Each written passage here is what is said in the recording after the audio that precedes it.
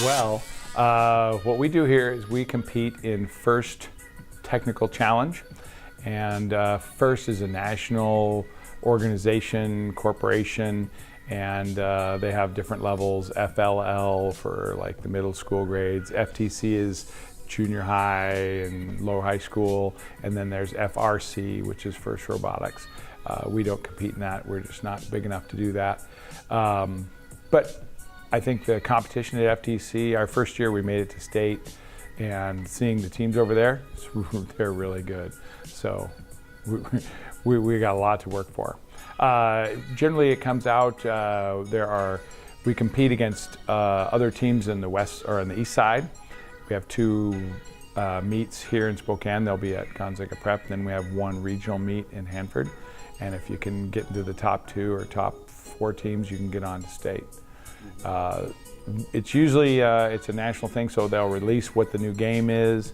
This year it's called Robotics. Generally it involves driving a robot that is controlled by phones and an Xbox 360 controller with some sort of task. Usually it's involved in picking up balls or picking things up and placing them.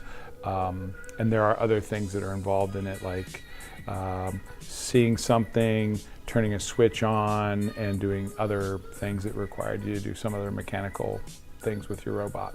So, but it's mostly a 4-wheeled piece of equipment that you drive around.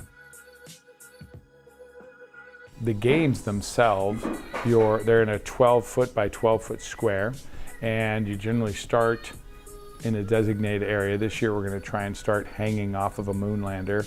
We're supposed to drop ourselves about 4 inches, hit the ground, and then it starts. There are 3-minute games, 3-minute rounds, 30 seconds for autonomous. Autonomous is when you program it yourself, and it runs without anybody controlling it. And then after that 30-second period, then we're running for 2 minutes.